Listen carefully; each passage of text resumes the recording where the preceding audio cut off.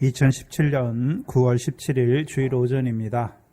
이 시간 우리 각자에게 주시는 하나님 말씀은 사도행전 3장 17절로 26절 말씀입니다. 사도행전 3장 17절로 26절 말씀입니다. 이 시간 우리 각자에게 하시는 하나님의 말씀으로 함께 받겠습니다. 형제들아, 너희가 알지 못하여서 그리하였으며 너희 관원들도 그리한 줄 아노라. 그러나 하나님이 모든 선지자의 입을 의탁하사 자기의 그리스도의 해 받으실 일을 미리 알게 하신 것을 이와 같이 이루셨느니라. 그러므로 너희가 회개하고 돌이켜 너희 죄 없이 함을 받으라. 이같이 하면 유쾌하게 되는 날이 주 앞으로부터 이를 것이요 또 주께서 너희를 위하여 예정하신 그리스도 곧 예수를 보내시리니 하나님이 영원 전부터 거룩한 선지자의 입을 의탁하여 말씀하신 바 만유를 회복하실 때까지는 하늘이 마땅히 그를 받아두리라. 모세가 말하되 주 하나님이 너희를 위하여 너희 형제 가운데 나 같은 선지자 하나를 세울 것이니 너희가 무엇이든지 그 모든 말씀을 들을 것이라. 누구든지 그 선지자의 말을 듣지 아니하는 자는 백성 중에서 멸망받으리라 하였고, 또한 사무엘 때로부터 오므로 말한 모든 선지자도 이 때를 가르쳐 말하였느니라. 너희는 선지자들의 자손이요 또 하나님이 너희 조상으로 더불어 세우신 언약의 자손이라. 아브라함에게 이르시기를 땅 위의 모든 족속이 너의 씨를 인하여 복을 받으리라 하셨으니 하나님이 그 종을 세워 복 주시려고 너희에게 먼저 보내사 너희로 하여금 돌이켜 각각 그 악함을 버리게 하셨느니라. 아멘. 요한복음 9장에서는 예수님께서 날 때부터 소경된 자를 고치셨고, 우리가 지금 다루고 있는 받고 있는 사도행전 3장에서는 두 사도 베드로와 요한이 날 때부터 안진뱅이 된 자를 고칩니다. 예수님과 사도들의 공통점은 뭐냐 하면 보내심을 받았다라고 하는 것이죠. 예수님은 누구로부터 보내심을 받았습니까? 아버지 하나님께로부터 보내심을 받았고, 그러면 사도들은 누구로부터 보내심을 받았습니까? 예수 그리스도로부터 보내심 받았죠. 그렇죠? 주님의 증인으로 보내심을 받았지요. 공통점이 그거예요. 그럼 보내심을 받은 자들이 하는 일이 무엇입니까? 자기 일을 행하는 것이 아니라 자기를 보내신 이의 뜻을 행하고 그의 일을 온전히 이루는 것이죠. 그러면 예수님이, 그렇죠? 자, 날 때부터 소경된 자를 만나시잖아요. 만나셨다고 하는 것은 다른 의미에서 하나님이 날 때부터 소경된 자에게 예수님을 보내신 것이죠. 요한복음 9장을 보시면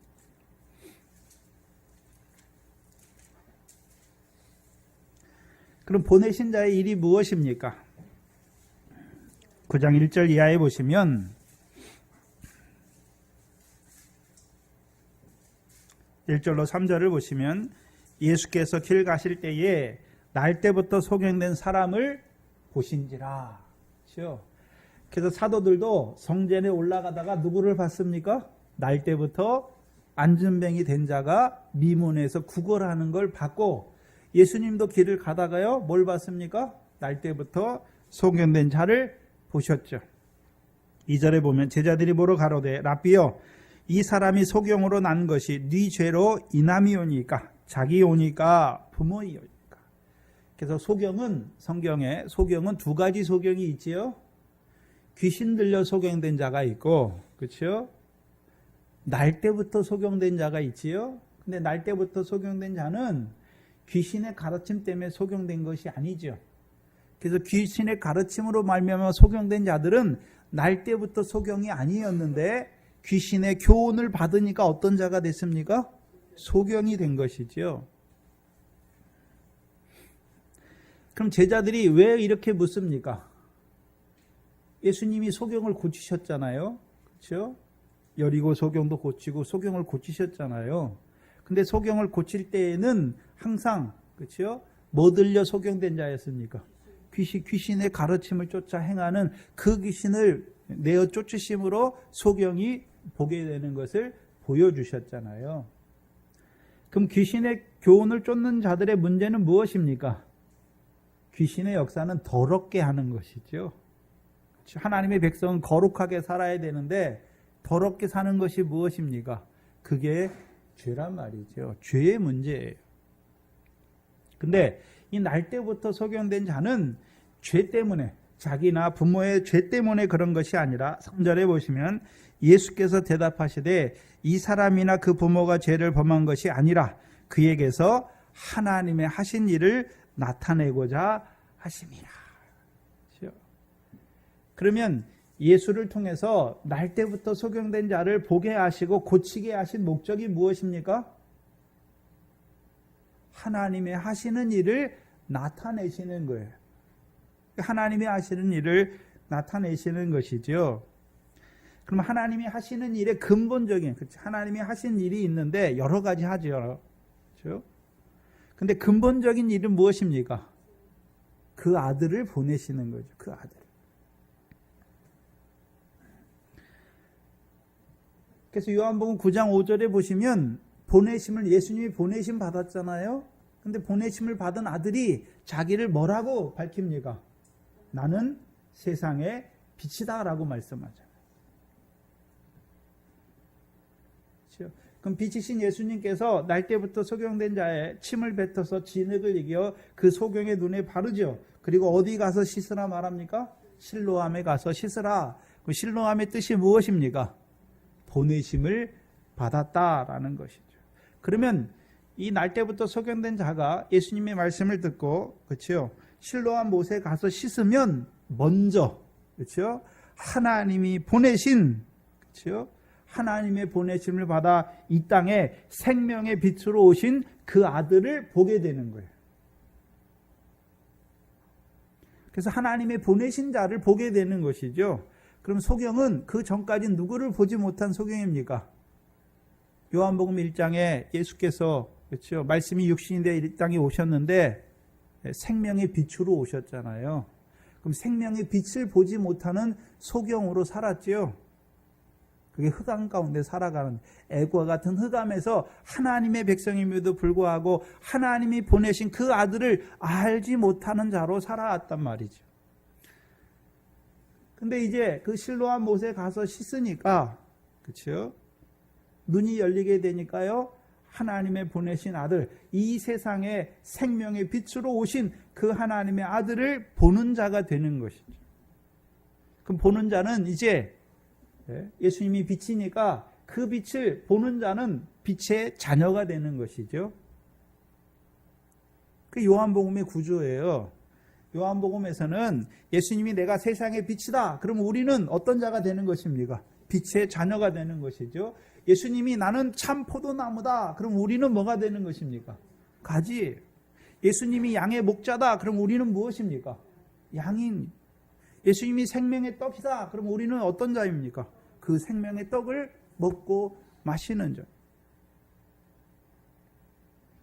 그래서 예수님께서 요한복음에서 자기를 은유적으로 표현한 게 7가지.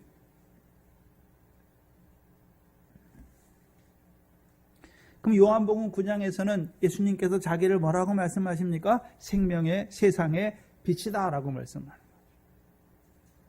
그럼 실로암 못에 가서 씻으면 이제 하나님이 이 세상에 보내신 그 생명의 빛을 믿는 자가 되니까 빛의 자녀가 되는 것이죠. 그럼 빛의 자녀가 된 자들이 이제 자기들도 보내심을 받았다는 것을 알게 되는 것이죠. 예수님만 보내신 것이 아니라 우리도, 그렇죠? 예수님과 같이, 그렇죠? 이 땅에 보내신 것을 아는 것이죠. 그래서 저와 여러분의 시작은 이 세상에서 난 것이 아니란 말이죠. 창세전에 그리스도 안에서 우리를 아들의 영으로 택하시고 아담과 함께 가죽옷 입혀서 영원한 구원을 이루시고 그 구원받은 영의 육신을 입혀 이 밖과 같은 세상에 씨로 보내신 것을 알게 되는 거예요. 누구를 통해서요? 먼저 보내심을 받은 하나님의 아들을 믿을 때, 그렇죠? 그럼 그 아들만 보내셨습니까? 우리도 보내심을 받은 자입니까? 우리도 보내심을 받은 자라는 걸 알게 되는 것이죠. 그게 주기도문이 주기도문. 우리가 원래는 하나님 아버지를 알지 못했어요. 근데요, 예수 그리스도를 믿으니까 예수 그리스도 안에서 하늘에 계신 그 하나님이 누구의 아버지입니까? 우리의 아버지잖아요. 우리의 아버지. 그래서 하늘에 계신 하나님 아버지가 우리의 아버지가 되고 우리는요, 그의 아들이 되는 것이죠. 그러면 우리가 하나님의 아들인데, 그렇죠? 그 아들을 왜 육신 입혀서 이 밖과 같은 세상에 보내신 하나님의 뜻도 알게 되는 것이죠. 씨를 밭에 왜 심습니까? 결실과 열매를 위해서 보내심을 받은 자라는 걸 알게 되는 것이죠. 그것이 실로함의 온전한 뜻이에요. 그러면 그 아들을 통해서 날 때부터 소경된 자를 고치셔서 하나님이 하시는 일을 그 소경에게만 나타내십니까? 우리에게 나타내 주신 것입니까? 하나님의 백성인 우리에게 나타내 주신 것이죠. 저와 여러분이 예수 믿고 나서 하나님 백성 됐습니까? 예수 믿기 전에도 하나님의 백성이었습니까? 예수 믿기 전에도 하나님의 백성이었어요. 근데 알지 못하니까 애과 같은 세상에서요, 그렇게 세상 신 가운데 살아가는 자였죠. 근데 모세와 같은 세례요한 같은 종을 통해서요, 세상 죄를 지고 가는 예수, 그렇죠? 자기 백성을 저희 죄에서 구원할 자를 믿게 하신 것이죠.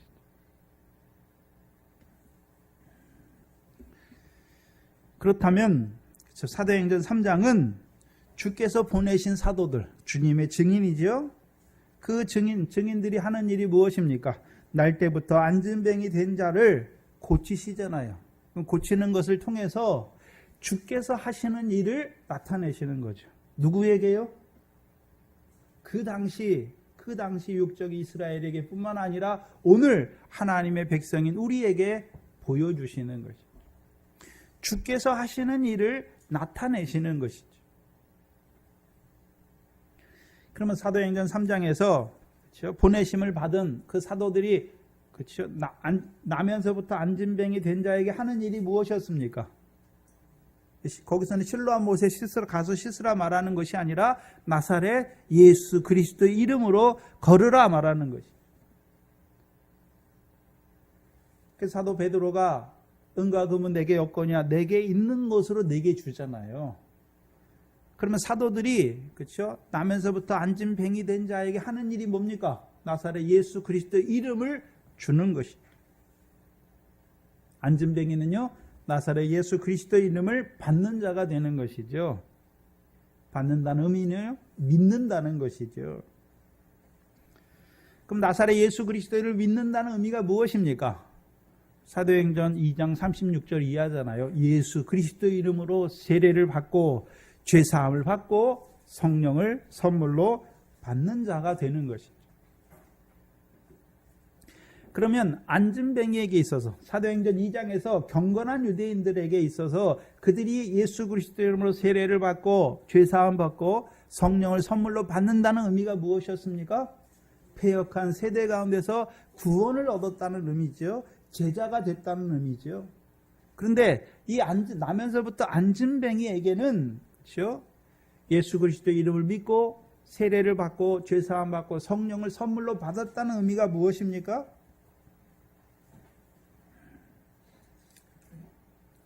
고린도후서 3장 18절입니다. 신약 289페이지입니다.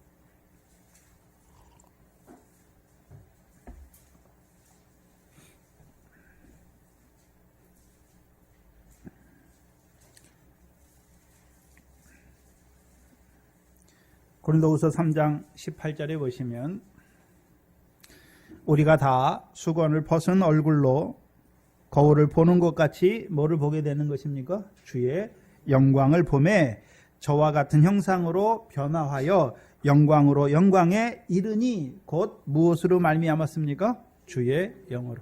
그러면 주께서 성령을 주셨다. 우리가 성령을 받았다는 의미는 성령으로 말미암아 뭐를 보게 됐습니까? 주의 영광을 보게 됐죠. 그럼 성령이 오시면 뭘 보게 되는 것입니까? 이 세상 영광을 보는 것이 아니라 주의 영광을 보여주시는 거잖아요. 그럼 보여주시기만 하는 것입니까? 저와 같은 형상으로 변화시켜 주는 것입니까? 변화시켜 주는 거예요. 그래서 변화시켜 주셔서 우리로 하여금요, 영광으로 영광에 이르게 하시는 것이죠.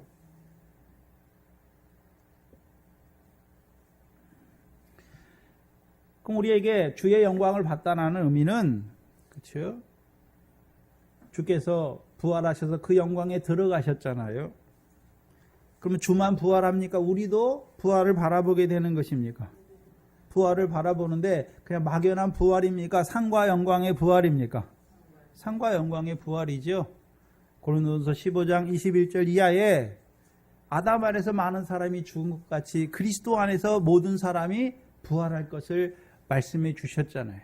근데 부활은 죽었다가 그냥 육신만 사는 부활을 말하는 것이 아니라요, 이 땅에서 육신을 가지고 일한 대로, 행한 대로 상으로 갚으시는, 상과 영광으로 갚으시는 부활이잖아요. 그래서 고린도전서 15장의 부활은 해와 달과 별의 영광의 부활이죠.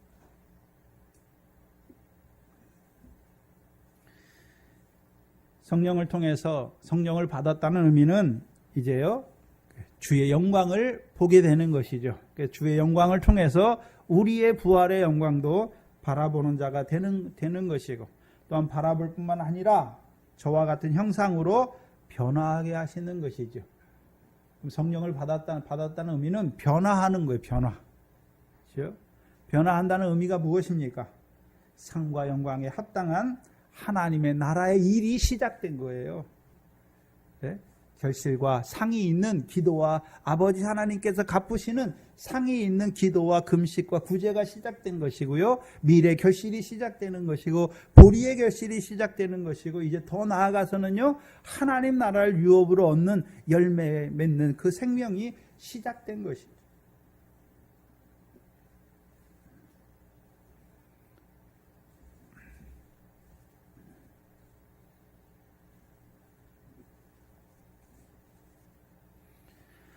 그럼 이제 성령을 선물로 받는, 그렇죠? 이 안전뱅이가요, 이제 사도들로 더불어 성전에 들어가서 걷기도 하고 뛰기도 하면서 하나님을 찬송하는 것이죠. 그럼 보이는 육적 성전을 말하는 것이 아니라요, 이제 성령이 거하는, 자기 몸이 성령이 거하는 성전된 몸이 됐잖아요. 그럼 성전된 몸이 어떻게 살아야 되는 것입니까? 고린도전서 6장에, 그렇죠? 그 몸으로 값으로 산 것이 되었으니 그 몸으로 하나님께 영광을 돌리는 생활이 시작된 것이죠.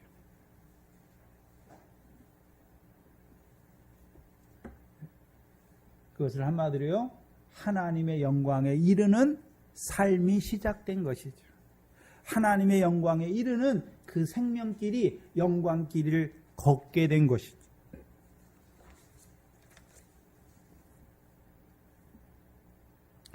그럼 저와 여러분, 자, 그러면 나면서부터 안전뱅이 된 자만 성령을 받았습니까? 저와 여러분도 성령을 받았습니까? 저와 여러분도 성령을 받았으니까 이제 무슨 길을 가는 자가 되는 것입니까? 생명길을 가는 자가 되는 것이죠. 생명길이 뭐가 생명길입니까?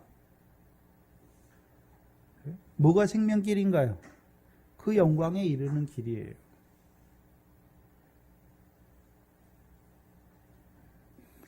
그럼 생명길의 반대는 뭔가요? 멸망길이죠.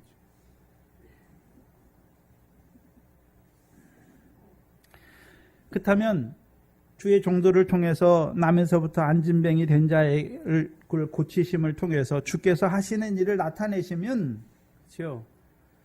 먼저는 나면서부터 안진뱅이 된 자에게 이루시는 역사, 주께서 이루시는 역사를 나타내 주시는 것이고, 또한 사도들을 통해서 그 당시 육적 이스라엘에게, 그렇죠?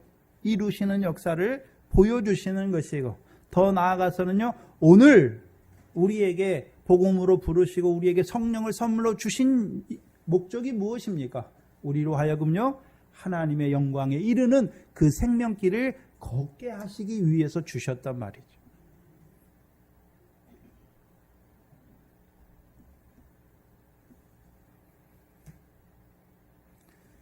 근데 사도행전 3장은요 나면서부터 안진뱅이를 고치신 그 일을 통해서 주께서 하신 일을 나타내시죠. 안진뱅이에게만 나타내십니까? 솔로몬 행각에서 유대인들 그것을 기이 여겨서 그렇죠? 그 사도들 앞에 온 그 유대인들에게 주께서 하시는 일을 나타내시는 것입니까? 주께서 하시는 일을 나타내는 것이죠. 그러면 그 당시 육적 유대인들은 어떤 자로 살아가는 것입니까? 율법의 그림자 안에서 율법의 자기 의로 치우친 자로 살아가는 자들. 그 육적 이스라엘에게 아브라함과 이삭과 야곱의 하나님이 하신 일, 그 종 예수를 영화롭게 하신 일을 증거하여서 그들도요 예수 그리스도의 이름으로 세례를 받고 죄사함 얻고 성령을 선물로 받아서 그들도 하나님의 영광에 이르는 그 생명길을 가게 하시는 그 주님의 하시는 일을 나타내시는 거예요.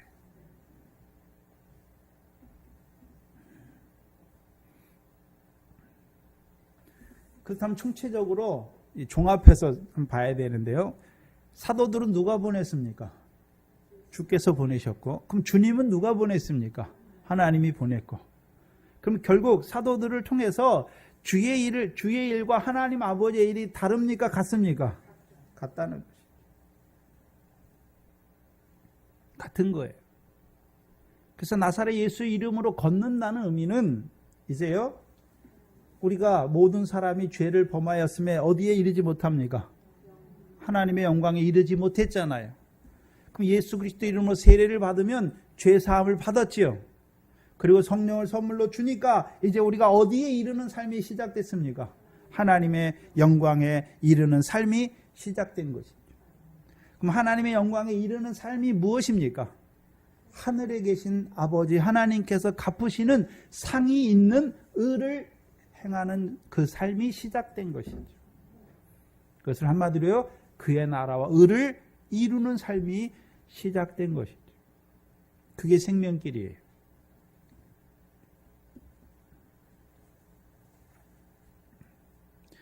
그래서 우리가 육체를 위해 심는 거, 우리의 인생이 있잖아요. 우리의 인생이 있는데 우리가 육체를 위하여 심는 것은 육체로부터 다 어떻게 됩니까? 썩어지는 거예요. 그건 생명이 안 되는 거예요. 근데 성령을 위해 심는 것은 영생이잖아요. 있는 것이죠. 그게 우리의 생명이란 말이죠.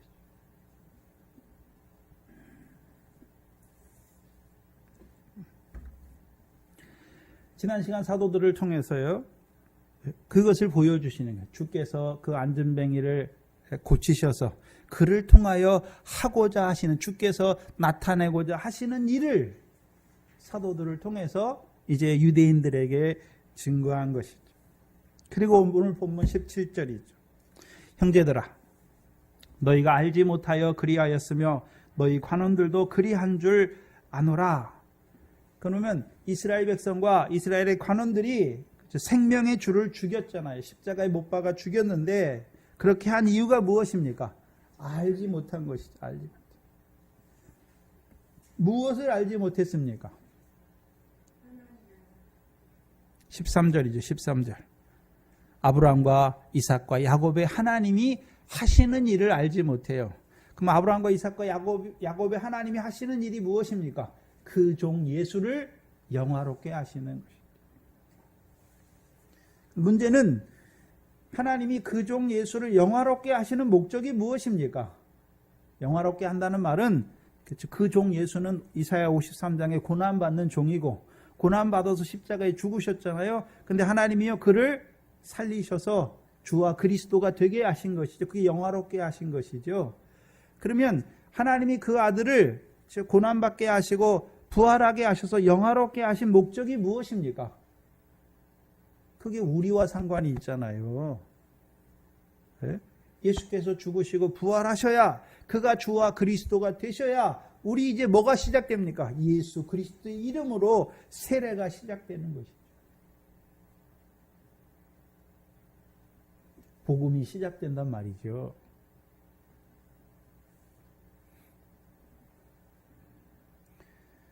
그럼 뭘 알지 못하는 것입니까? 하나님이 그 종 예수를 영화롭게 하시는 것을 첫 번째 알지 못하는 것이고, 그 종 예수를 영화롭게 하신 것이 자기들과 무슨 상관이 있는지를 알지 못하는 것이죠.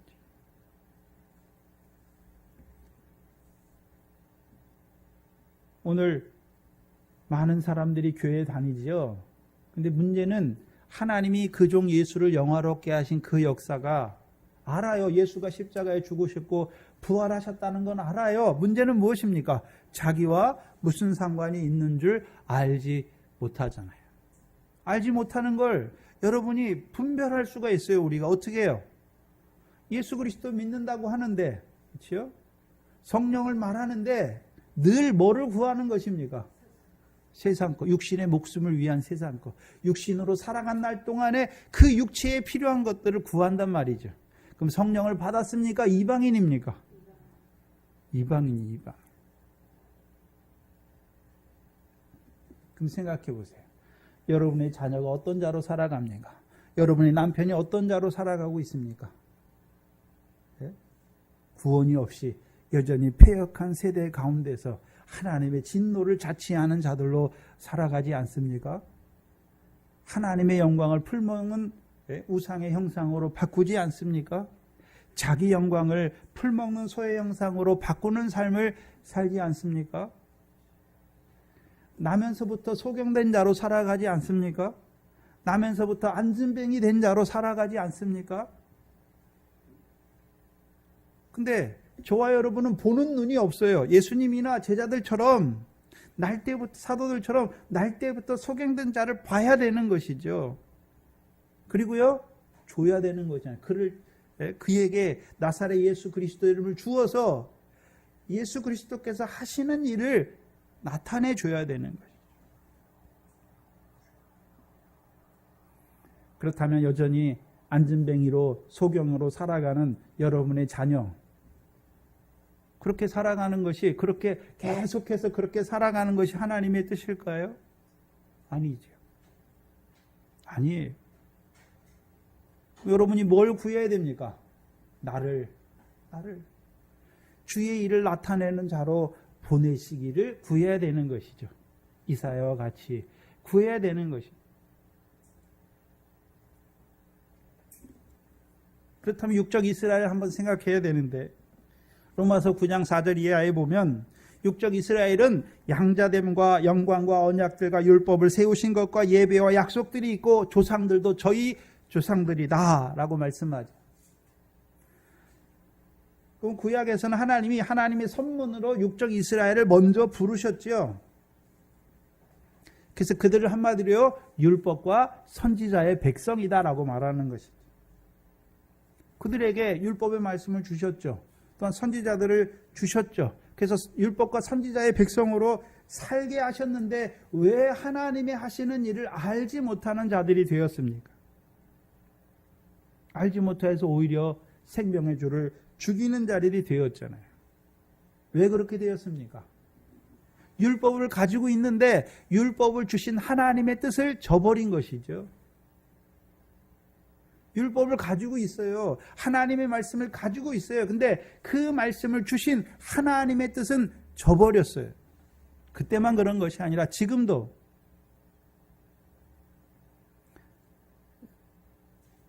하나님의 백성이 하나님의 말씀을 저버려요. 그러면 먼저 율법을 받은 육적 이스라엘, 율법을 주신 목적이 무엇이었습니까? 죄를 깨닫게 하시기 위해 주셨죠. 죄를 깨닫게 하시기. 물론 율법은 거룩한 백성으로 살게 하기 위해 주셨는데 그 율법을 통해서 거룩한 백성으로 살지 못함을 깨닫게 하셔서 자기들이 죄인인 걸 알게 하시는 것입니다. 근데 육적 이스라엘의 문제는 무엇입니까? 하나님의 그 율법을, 그렇죠? 하나님이 구약에 두 돌판을 주셨잖아요. 근데 문제는 뭐냐 하면 첫 번째 돌판을 버려요. 하나님 백성, 육적 이스라엘. 첫 번째 돌파는 무엇입니까? 1계명부터 4계명이죠. 그렇죠? 그 1계명부터 4계명을 한마디로 하면 무엇입니까? 한 문장으로 하면 마음을 다하고 힘을 다하고 뜻을 다하고 목숨을 다하여 너 주의 하나님을 사랑하라. 그럼 두 번째 돌파는요. 내 부모를 공경하고 살인하지 말고 간음하지 말고 쭉 말씀하지요. 그래서 육적 이스라엘은 그렇죠? 부자 청년이 예수님께 나올 때도 그렇죠? 영생을 얻기 위해 예수님께 나오잖아요. 영생을 얻으려면 내가 무엇을 하리오리까 해야 됩니까? 라고 물으니까 예수님께서 계명을 지키라 하니까 그 부자 청년이 내가 어려서부터 부모를 공경하고 뭐도 하고 그 계명을 다 지켰다라고 말하죠. 근데 옛 계명의 첫 번째 돌파는 없어요.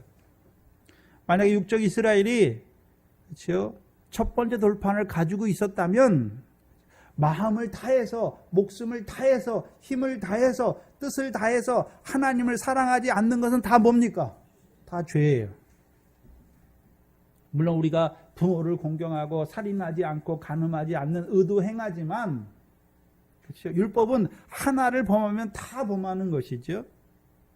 이거는 지켰지만 새 계명, 그 옛 계명의 첫 번째 돌파는 하나님을 그렇죠? 목숨을 다해서 계속해서 사랑해야 되는데 우리가 그렇게 하지 못한다는 것이죠. 그럼 그렇게 하지 못하는 것이 다 무엇입니까? 죄라는 거죠. 근데 육적 이스라엘은 그렇지, 옛 계명의 첫 번째 돌판을 버려버려요. 그리고 두 번째 돌판만 가지고 자기들이 율법을 다 지켰다. 자기들의 행함을 의지하는 자가 되는 것이죠. 율법에 자기 의를 의지한단 말이죠. 근데 오늘도 복음 시대인데 문제는 뭐냐면 오늘이 복음 시대인데 오늘도 뭐라고 가르칩니까? 하나님을 사랑해라. 형제를 사랑해라. 우리가 하나님을 사랑하는 것으로 가르쳐요. 우리는 하나님을 사랑할 수 없어요. 하나님이 그 아들을 통해서 우리를 어떻게 사랑하셨는지를 확증해 주시는 것이죠. 그래서 주께서 주시는 새 계명은 우리 보고 하나님 사랑하란 말이 없지요. 주께서 우리를 사랑하신 것 같이 우리도요 형제를 사랑하는 것이죠. 근데 육적 이스라엘의 문제는 율법을 주신 하나님의 뜻을 저버렸다는 것이죠. 그래서 그 율법을 통해 하나님이 주신 뜻은 율법을 통해서 우리가 계명을 다 지킬 수 없으므로 율법을 범하며 율법의 저주를 받을 수밖에 없는 자임을 알게 하시잖아요. 그럼 자기가 저주를 받은 자, 율법의 범에서 율법의 저주를 받을 수밖에 없는 자들은 누구에게 나옵니까? 하나님께 나오잖아요. 왜 나옵니까? 자비와 긍휼을 얻기 위해서. 그게 제사로 나오는 것이죠.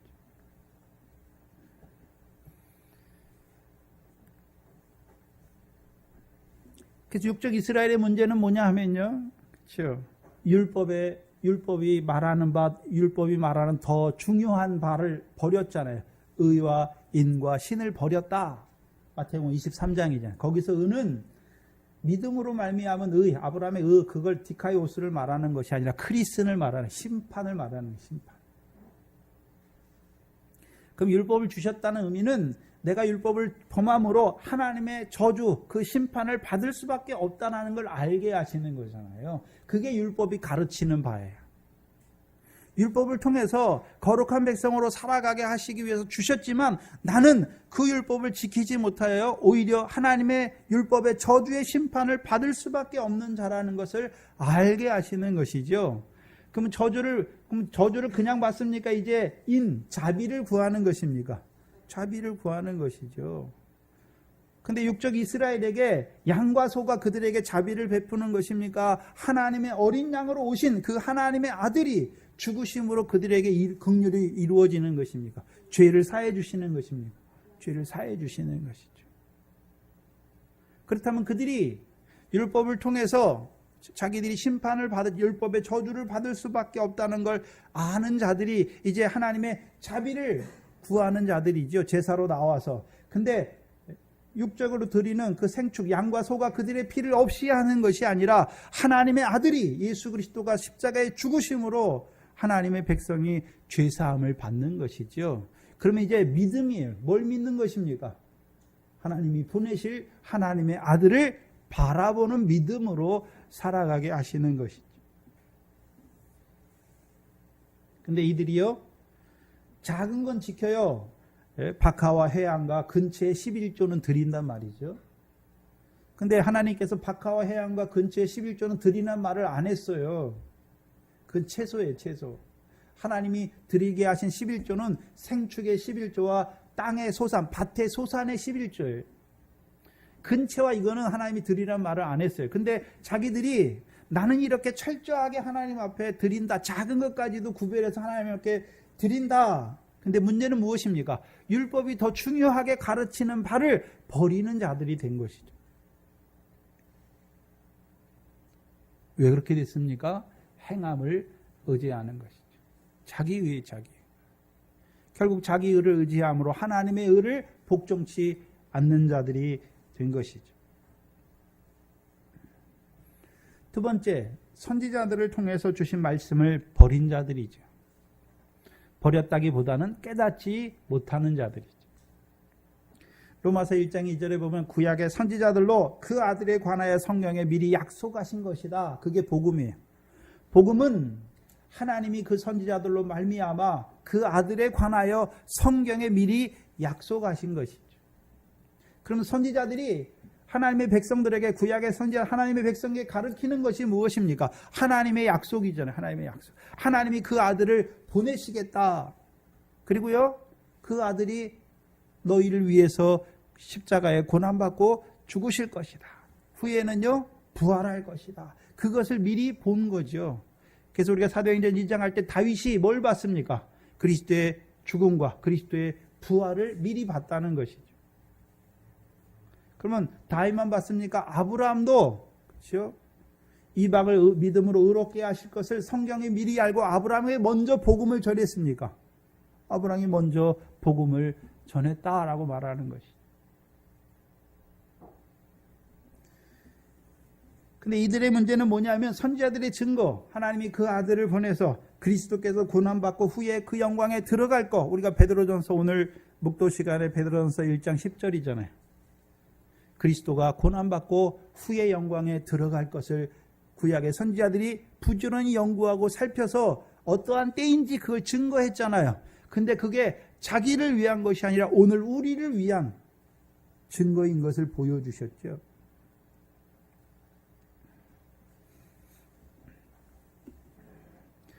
그러면 선지자들을 통해서 주신 말씀을 자기들이 선지자의 자손들이니까, 그렇죠? 그 마태복음 23장에 보면 선지자들의 무덤을 쌓고 의인의 비석을 꾸미잖아요.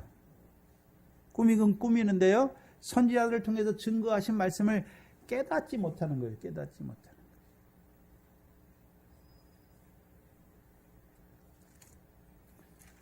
요한복음 5장이죠.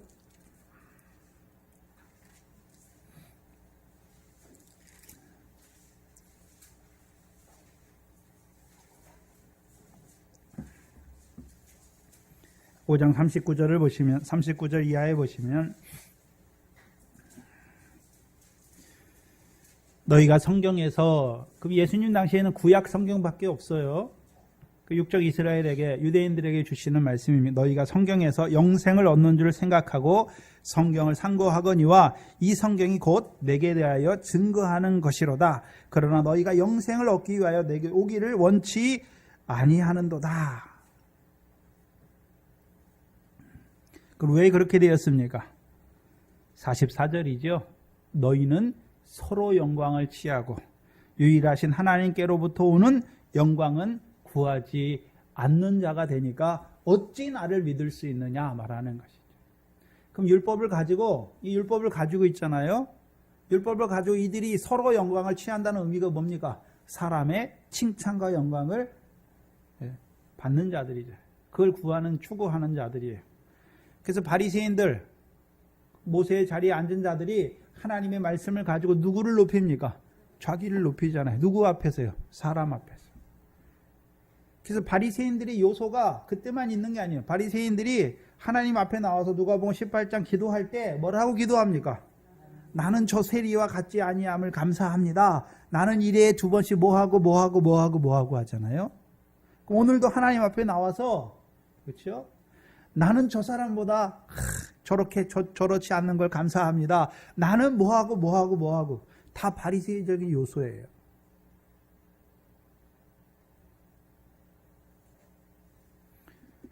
하나님의 영광을 취하는 것이 아니라 자기 영광을 취했단 말이에요. 사람의 영광을. 그럼 영광의 하나님은 누구를 사랑하십니까? 죄인을 사랑하신 죄인을. 그럼 우리가 하나님이 가장 기뻐하시는 것이 무엇입니까? 우리의 죄를 자백하는 걸 기뻐하세요.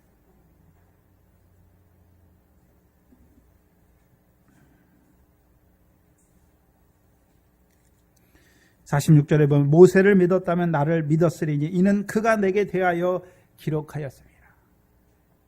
모세의 제자라고 말하면서 모세의 말도 믿지 않는 것이죠. 그럼 믿지 않는다면 이들이 어떤 자로 살아가고 있습니까? 행하는 자로 살아가는 거죠. 두 번째는 요한복음 12장입니다.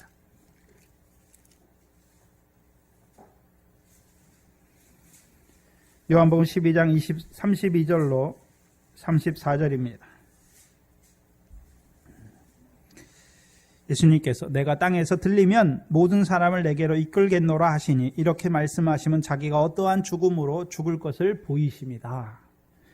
근데 이에 무리가 34절 이에 무리가 대답하되 우리는 율법에서 그리스도가 영원히 계신다함을 들었거늘 너는 어찌하여 인자가 죽어야 된다라고 말하냐 들려야 된다라고 말하느냐 말하는 것이죠. 그럼 이들이 율법의 말씀을 가지고 있어요. 구약의 모세의 글을 가지고 있는데 그렇죠? 그러면 모세를 비롯한 선지자들은 그렇죠? 그리스도가 죽어야 된다라고 말하는데 이 사람들은 같은 율법을 가지고 있으면서 그리스도가 죽어야 된다고 말합니까? 영원히 계신다라고 말하는 것입니까? 영원히 계신다라고 말하는 거죠. 왜 이렇게 됐습니까?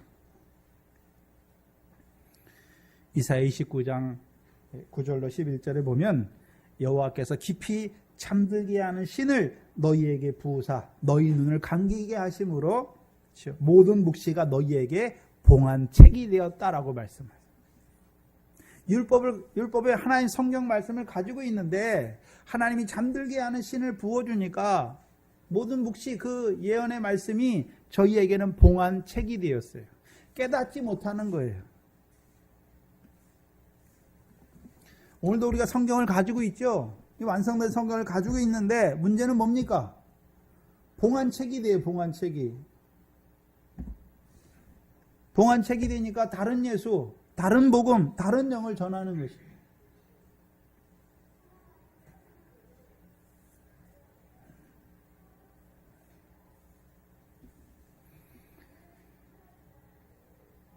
이사야 29장 13절에 그것을 뭐라고 말씀하셨냐 하면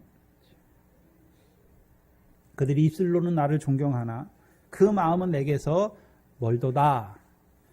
그 말씀을 이제 마태복음 15장에 인용하잖아요. 이사야서 29장 말씀을 마태복음 15장에서 예수님이 그게 너희에게 응했다라고 말씀하면서 마태복음 15장 7절로 9절이잖아요.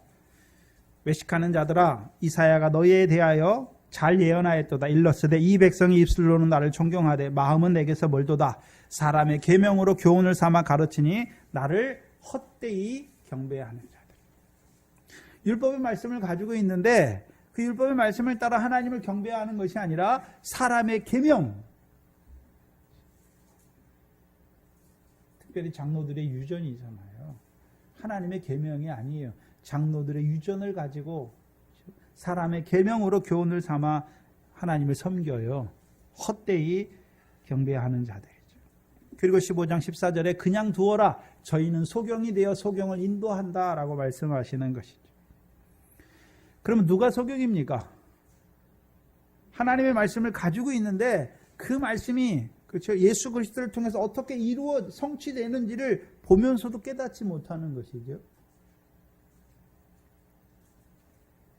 그때만 그런 것이 아니라 지금도 그래요. 지금도 성경 말씀을 가지고 있는데 이 말씀이 무언지 봉안책이 되니까 사람의 생각으로 성경을 말하니까 뭐라고 말합니까? 세상 초등학문이에요.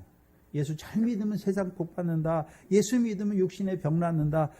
다 뭡니까? 육신적인 거예요. 신령한 것을 분별하지를 못하는 것입니다.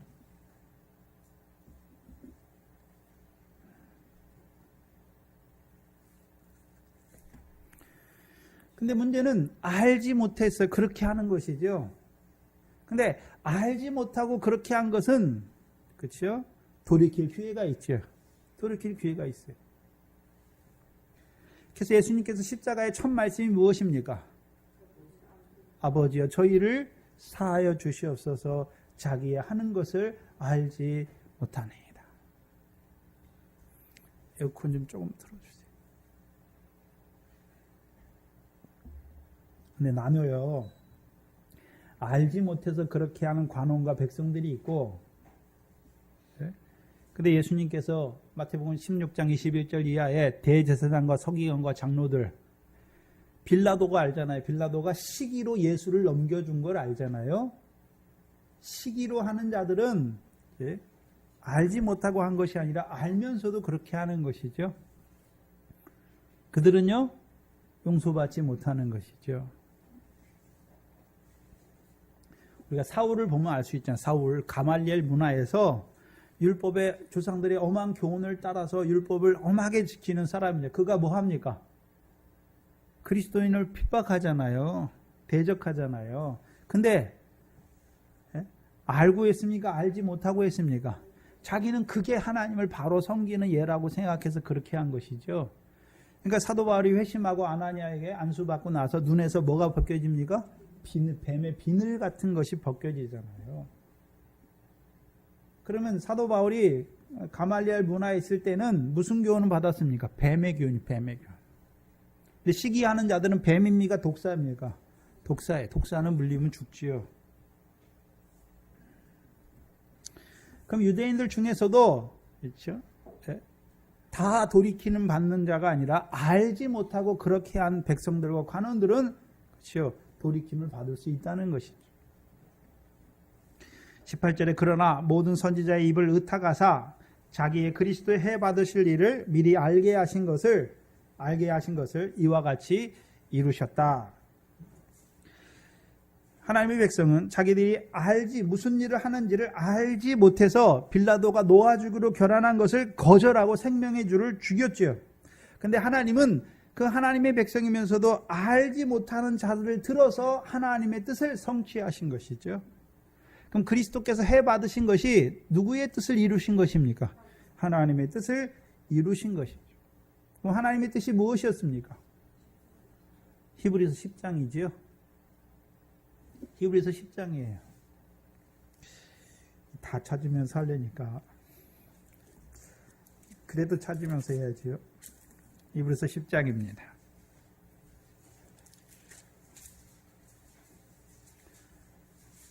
10장 1절로 보시면 신약 362페이지죠. 히브리서 10장 1절이죠. 율법은 참입니까? 장차 오는 좋은 일의 그림자입니까? 장차 오는 좋은 일의 그림자지요. 그래서 그림자인데 율법을 따라서 여러 가지가 있어요. 제사도 있고, 그렇죠? 그럼 여기서 히브리서 10장에서는 제사에 대해서 율법을 따라 그 성전에서 드린 제사에 대해서 말하는 것이죠. 근데 율법은 장차 오는 일의 그림자예요. 참 실제가 아니에요. 여기서 참 형상이라고 그랬는데 참 실제가 아니에요. 그래서 해마다 늘 드리는 바 같은 제사로 율법을 따라 같은 그 생축을 가지고 나오는 자들을 언제든지 온전케 할 수 있습니까? 온전케 하지 못합니까? 온전케 하지 못해요. 4절에 보시면 이는 황소와 염소의 피가 능히 죄를 없이 합니까? 없이 하지 못합니까? 없이 하지 못하잖아요. 그럼 율법을 따라서 그림자로 드리게 하신 이유가 무엇입니까? 5절이지요. 그러므로 세상에 임할 때에 가라사대 하나님이 제사와 예물을 원치 아니하시고 오직 하나님을 위하여 자기 자신을 위하여 하나님을 위하여 한 몸을 예비하셨잖아요. 그렇죠? 그래서 예수님께서 이 땅에 뭐로 오셨습니까? 어린 양으로 오셨죠. 세상 죄를 지고 가는 어린 양으로 오신 것이죠.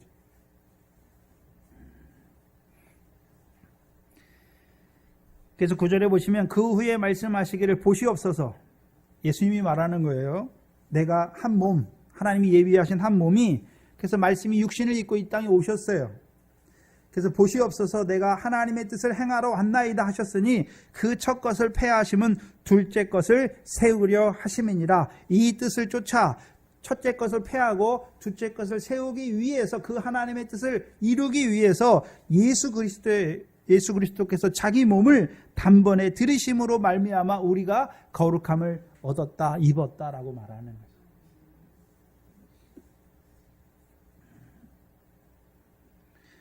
그럼 첫째 것을 폐했다는 말이 무엇입니까? 율법을 따라 드리는 그림자의 제사는 이제 폐했습니까? 온전케 하신 것입니까?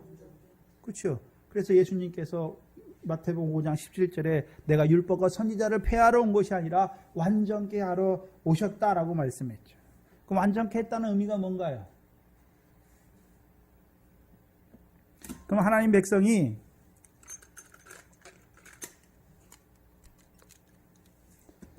율법의 백성들, 육적 이스라엘의 문제를 딱 보면 그들이 율법을 가지고 있지요.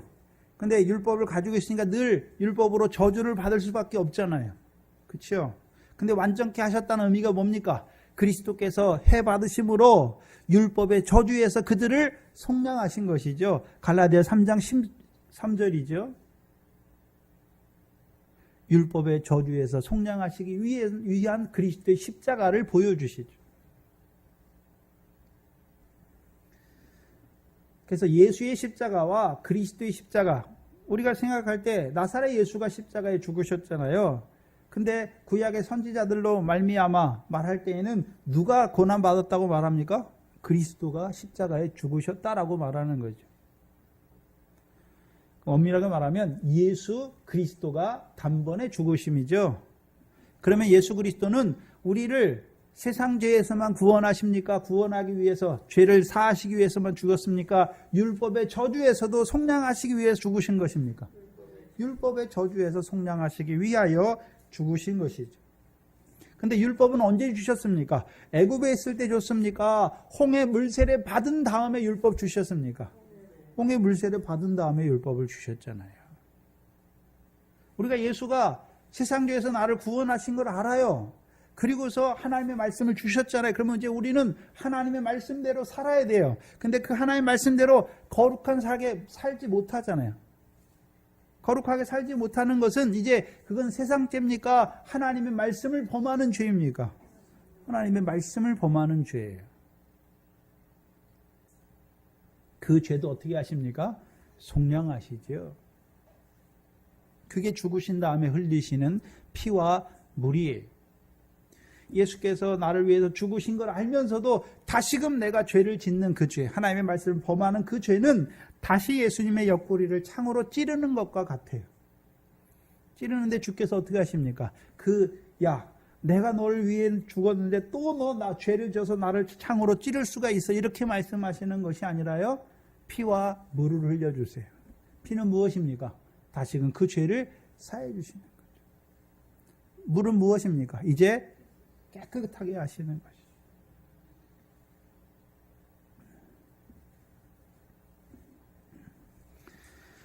그럼 그리스도의 해, 그리스도께서 고난받으신 것은 이제 육적 이스라엘로 하여금 율법의 저주에서 이제 속량하게 하셨어요. 이 속량을 받은 자들은 이제 죄가 사망 안에서 왕노릇합니까? 죄가 더한 것에 은혜가 계속해서 넘치는 자로 살아가는 것입니다. 은혜가 넘치는 자로 살아가게 되는 것이죠. 근데 문제는 그리스도의 해가, 그리스도께서 고난받으신 것이 자기들과 무슨 상관이 있는지 알지 못하는 것이죠. 오늘도 예수 믿는 사람들이 그냥 예수의 십자가, 그리스도의 십자가 엉뚱구려서 그냥 뭉구려서 그냥 말한단 말이죠.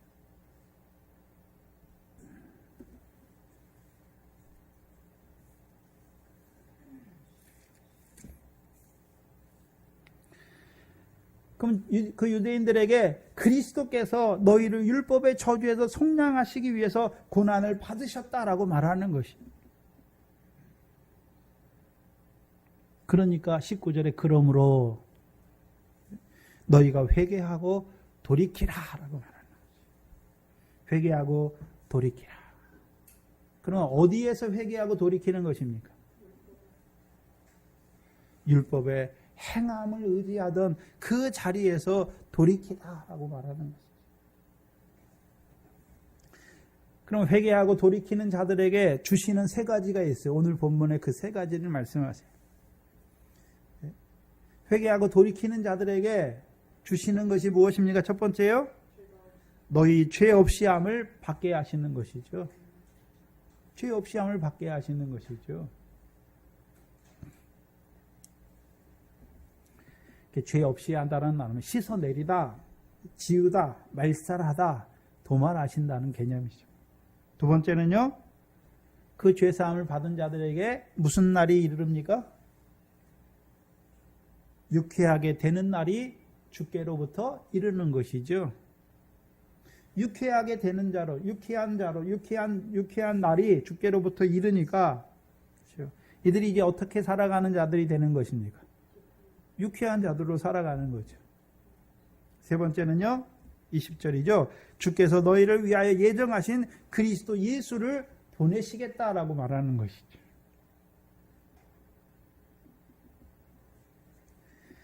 첫 번째, 죄 없이 함을 받으라. 이거는 우리가 알죠. 두 번째, 그러면 죄 없이 함을 받는 자들에게요, 주께로부터 유쾌하게 되는 날이 이른다라고 말씀하시잖아요. 유쾌라고 하는 단어는 신약 성경에 여기 딱 한 군데 쓰였어요. 근데 이 단어는요, 휴식 또는 위안 또는 원기 회복 이런 단어예요. 헬라어에서 그런 뜻으로 쓰인단 말이죠. 원래 헬라어는 그렇죠. 그리스인들이 쓰는 언어잖아요. 그리스인들이 쓰는 언어예요. 근데 이제 신약 성경을 헬라어로 기록하잖아요. 그래서 헬라어를 사전을 보면 원래 그리스도인들이 쓰던 단어 개념을 그렇잖아요. 번역 성경을 거기다 그 말로 쓸 때 그리스도인들이 쓰는 그 개념을 가져와서 쓰잖아요. 그렇죠? 그 그리스도인들이 쓰는 그 헬라어 이 유쾌하다라는 단어는 휴식, 위안, 원기 회복이란 그런 뜻이 있단 말이죠. 그래서 이것을 이제 영어 성경이라 이런 성경에서 번역을 하는데 여러 가지로 번역하는데 주님으로부터 제가 봐서는 제 믿음대로 볼 때는 편히 쉬는 날이 이른다라는 거예요. 편히 쉬는다. 휴식, 잠깐의 휴식이 이른다라고 말해. 휴식.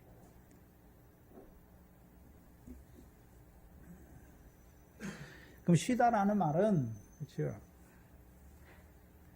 편하게 쉰다, 유쾌하게 된다라는 의미는 그렇죠.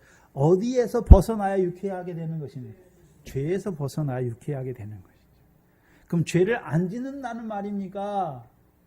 죄가 더한 것에 은혜가 넘치니까 전에는 죄로 말미암아 죄가 사망 안에서 왕노릇했는데 이제 죄가 더한 것에 뭐가 더 넘치게 하신다는 말입니까? 은혜가 더욱 넘치게 하신다는 것이죠. 그것이 마태복음 11장 28절로 30절 말씀이에요. 수고하고 무거운 짐진 자들아 다 내게로 오라. 내가 너희를 쉬게 하리라. 어디에서 쉬게 한단 말입니까? 죄에서. 특별히 유대인들에게 주신 말씀이에요. 육적 이스라엘에게. 왜 수고하고 무거운 짐입니까? 하나님의 계명을 자기들이 지키려니까 그게 무거운 짐이 되는 것이죠. 근데 주께서 어떻게 하십니까? 다 내게로 오라. 내가 너희를 쉬게 하리라. 육신을 쉬게 한다는 개념이 아니죠. 마음의 쉼을 주신다는 것이죠. 나는 마음이 온유하고 겸손하니 나의 멍에를 메고 주께 내게 배우라. 그리하면 너희 마음이 뭘 얻는다 말합니까? 쉼을 얻는다 말이에요. 그럼 주님의 멍에는 무엇입니까? 구약의 멍에는 뭐냐 하면 옛 계명이에요. 두 돌판. 그게 이스라엘 백성의 멍에예요. 근데 신약의 멍에는 주께서 주신 새 계명이잖아요. 새 계명. 내가 너희를 사랑한 것 같이. 그 첫 번째 계명. 새 계명의 첫 번째 돌판이에요. 내가 너희를 사랑한 것이 우리의 멍에예요. 멍에니까 그 멍에를 벗어날 수가 없어요. 근데 주님의 멍에는 어떻습니까? 쉬워요, 쉬워. 우리 보고 뭘 하라는 게 아니잖아요.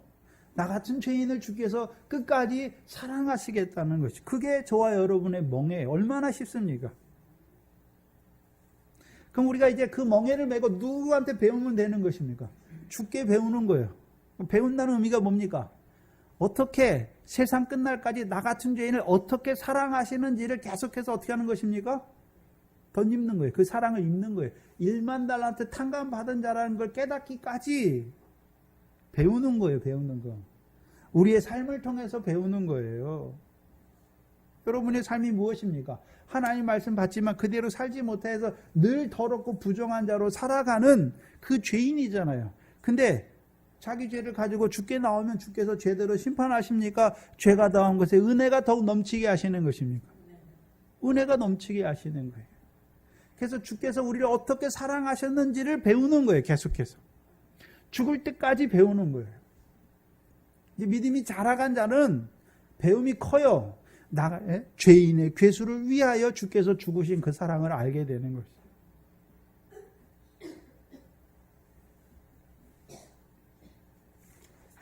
그래서 주님의 멍에를 메고 주께 배우면 우리 마음이 쉼을 얻어요. 마음이. 그럼 우리 마음이 왜 괴롭습니까?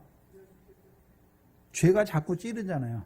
사망이 쏘잖아요. 사망아 너의 쏘는 것이 무엇이냐? 사망이 쏘는 것은 죄잖아요. 우리가 이제 하나님의 백성이 됐잖아요. 그런데 이제 하나님의 백성이 됐으니까 하나님의 법대로 살기를 마음으로 하나님의 법을 원하는데, 그렇죠? 육신으로 늘 뭐를 섬길 수밖에 없습니까? 죄의 법을 섬길 수밖에 없잖아요. 그러니까 죄가 계속해서 사망이 우리의 죄로 우리를 쏘잖아요. 그래서 죄가 사망 안에서 왕노릇하잖아요. 그러니까 마음이 쉼이 없는 거예요. 근데요, 주의 멍에를 메면, 그렇죠? 죄가 더한 것의 은혜가 더욱 넘치니까, 그렇죠? 마음이 늘 어떻습니까? 평안한 것이죠. 네? 왜 유쾌한 것입니까? 그게 복이에요. 그래서 로마서 4장 5절 이하에 다윗의 복이 무엇입니까? 자기가 무슨 하나님 앞에 무슨 금을 받고 은을 받고 뭘 받은 게 복이 아니에요. 경건치 아니한 자를 의롭다 하시는 하나님을 믿는 믿음이 복이죠. 그래서 다윗이 고백한 바 우리의 불법이 사하심 받고 우리의 죄가 가리우심을 받는 자가 복이 있다라고 말하는 것이죠. 그래서 주께서 잔을 가지고 살아야 하시면서 이 잔은 내 피로 세우는 새 언약이잖아요. 그래서 우리를 새 언약, 주의 피로 세우신 새 언약의 백성으로 세우셨죠. 우리를 위해서 붙는 것이죠.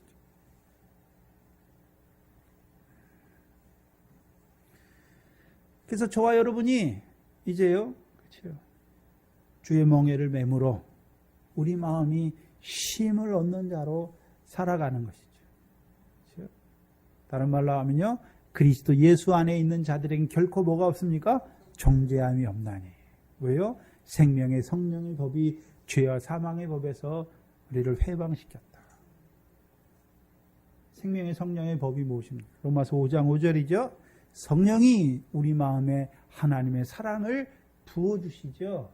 근데 하나님은 누구를 사랑하십니까? 죄인을 사랑하시죠. 누구를 통해서요?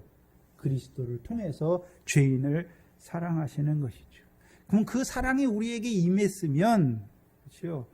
우리가 그리스도의 그 사랑에서 누가 우리를 끊을 수 있습니까? 끊을 수 없는 것이죠.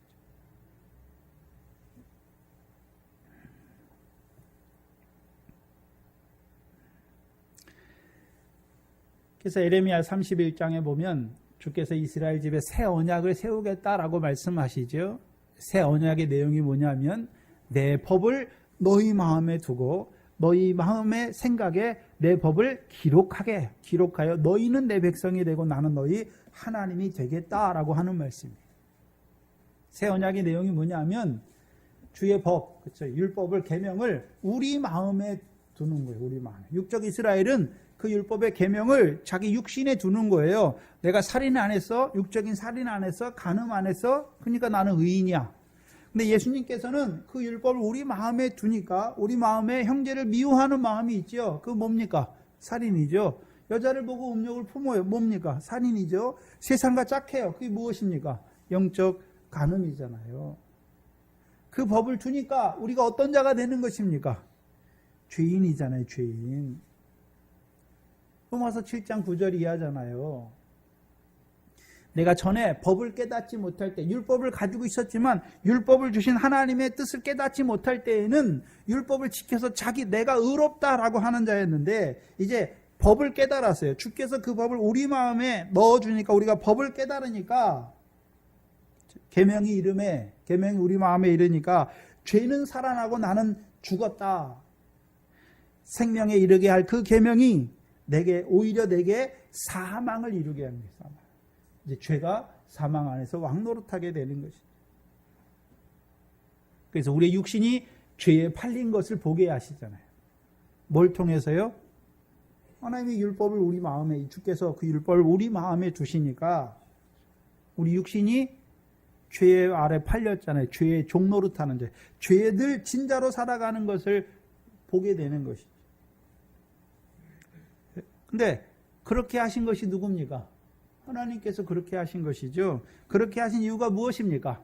한 법칙, 한 규칙을 깨닫게, 내가 한 법을 깨달았다라고 말하는 것. 어떠한 규칙, 율법을 주셔서 이루고자 하신 그 규칙을 깨달았어요. 법칙을 깨달았노니 그 선을 행하기를 원하는 내게 악만 있는 거예요. 악이 함께 있어요. 악이. 원죄의 역사로 말미암아 악이 함께 있는 것을 보게 하시죠. 그래서요, 선을 하나도 행할 수 없는 우리 자신인 것을 보게 하세요. 하늘의 상을 얻게 한 더 나은 의를 보여주셨는데 우리는 머리카락 하나라도 희거나 검게 할 수 없고 늘 우리의 육신이 죄의 법 아래 팔려서 죄의 종노릇할 수밖에 없는 우리의 몸을, 사망의 공고한 몸인 것을 알게 하시는 것이죠. 그런데요, 주의 멍에를 메어주시니까, 주의 멍에를 먹여 주께 배우니까 죄가 더한 곳에 사망이 역사하는 것이 아니라 죄가 더한 것에 은혜가 역사해서, 그렇죠? 그 은혜 안에서요, 나 같은 죄인을 사랑하시는 그 사랑 안에서 자라게 하시는 거예요. 그게 그 율법을 우리 마음에 두신 첫 번째. 그 율법을 통해서 우리가 죄의 종로로 타락한 자라는 걸 알게 하셔서. 근데 그 율법이 우리를 그리스도께, 몽학 선생이 되어 그리스도께 인도하니까 그리스도께서요, 우리의 율법의 우리를 율법의 저주에 속량하기 위해서 죽으신 걸 알게 하셔서 그 속량을 받는 자로 살아가게 하신 것이죠. 그게 저와 여러분의 유쾌하게 되는 날이에요. 그게 두 번째예요.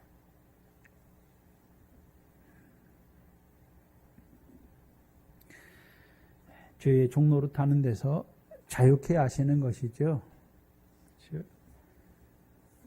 죄사함을 받게 하실 뿐만 아니라 그 성령을 통해서, 그렇죠?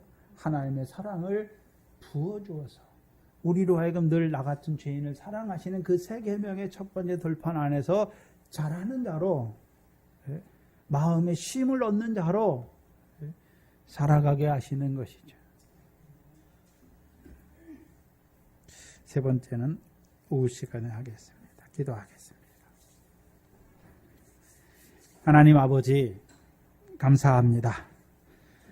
그 하나님이 보내신 그 아들을 통해서 하나님이 하시는 일을 나타내실 뿐만 아니라 그 주께서 보내신 그 사도들을 통하여 나면서부터 안진뱅이 된 자를 고쳐주셔서 주께서 하시는 일을 오늘 우리에게 나타내 주셔서 우리로 하여금 죄 없이 함을 받게 할 뿐만 아니라 유쾌하게 되는,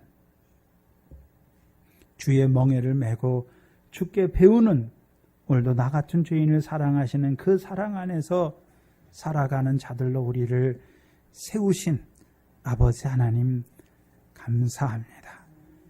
우리가 다윗과 같이 늘 그 복을 누리는 자로 살아가는 저희들, 이제 그 사랑 안에서 자라게 하셔서 일만 날라도 탕감받은 것을 깨닫게 하셔서 주께서 우리를 용서하신 것 같이, 사랑하신 것 같이 우리도 형제를 사랑하는 그 사랑의 열매를 맺는 저희들로 살아갈 수 있도록 그 세 계명의 두 돌판을 가진 자들로 살아갈 수 있는 저희들 되게 하여 주시옵소서. 이곳에 주의 몸된 교회를 세워주시고 그 복음으로 부르신 자들을 오늘도 성령의 충만함을 주셔서 이제 그 성령으로 말미암아 영광의 하나님께 이르는 그 하나님 나라의 백성으로 오늘 우리를 살아가게 하시니 감사합니다. 우리의 삶이 늘 우리의 성전된 몸이 그 하나님의 영광이 충만하게 하여 주시옵소서. 주께서 우리에게 주신 것들 가운데 구별해야 된 물질들, 주께서 주신 것을 깨닫게 하시고 오늘도 그 사랑 안에서 그 위에 쌓는 하늘에 쌓는 자로 살아가는 저희들에게 이 모든 것을 더하여 주실 때에 그 모든 것이 우리의 구원의 재료가 되게 하시고 또한 더 자라가서 이제 우리가 사도들과 같이 보내심을 받아서 그 하나님의 하시는 일을 나타내는 그 생명을 살리는 그 일을 하는 이 교회가 되게 하여 주시옵소서. 속하신 권속들을 붙들어 주시고 우리를 먼저 살리셨사오니 우리를 통하여 우리의 가정에 또는 우리에게 붙여주신 자들 위에 아직도 하나님을 알지 못하여서 원수로 또한 행한 가운데 좌우로 치우쳐 살아가는 그들을 불쌍히 여기게 하시고 이제 그들에게 하나님의 하시는 일을 증거하는 우리도 나사렛 예수의 그리스도의 이름을 나누어 주는 그 교회로 살아갈 수 있도록 인도하여 주시옵소서. 주께서 이곳에 몸된 교회를 세워주셨사오니 주의 그 생명의 말씀으로 영생의 말씀으로 이 교회가 생육하고 번성하게 하시고 이 마지막 때에 이방인의 충만한 수를 그 순교자의 일찍 죽임을 당한 어린 양의 생명책에 농면된 자의 수를 채워가는 하나님의 교회가 되게 하여 주시옵소서. 감사하며 예수님의 이름으로 기도하옵나이다. 아멘. 찬송가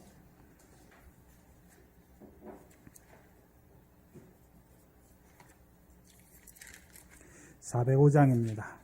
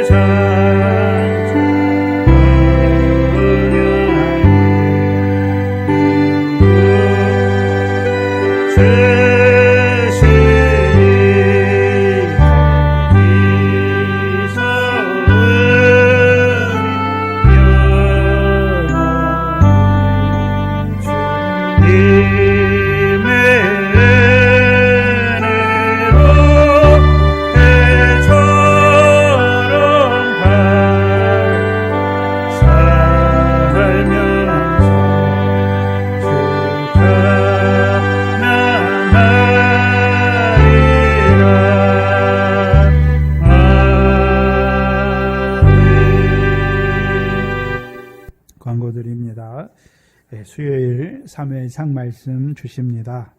말씀 받아야지요. 받아야 살 수 있어요.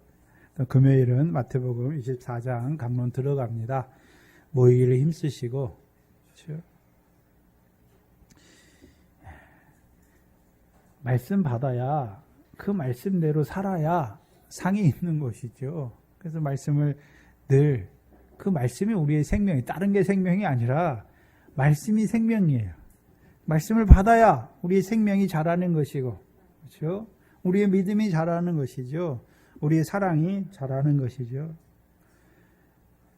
기도하세요. 환경을 열어달라고.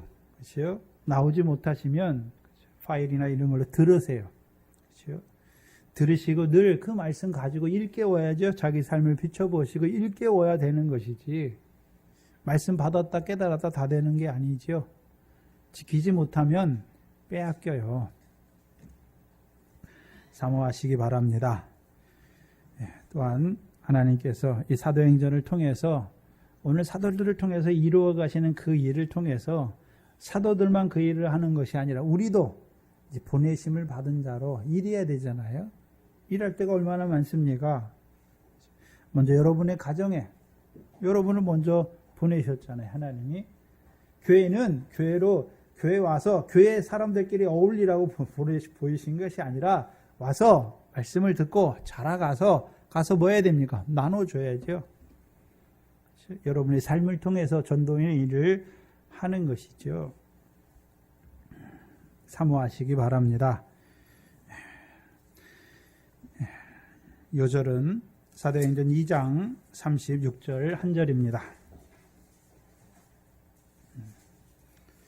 사도행전 2장 36절 한 절입니다.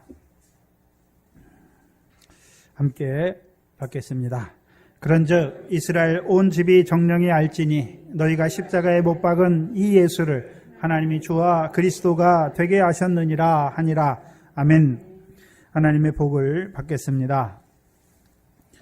지금은 우리 주 예수 그리스도의 무한한 은혜와 아버지 하나님의 크신 사랑하심과 성령 하나님의 감화 감동하심이 오늘도 주의 멍에를 메고 주께 배우는 자들의 머리 위에 이제로부터 영원토록 함께 있을지어다. 아멘.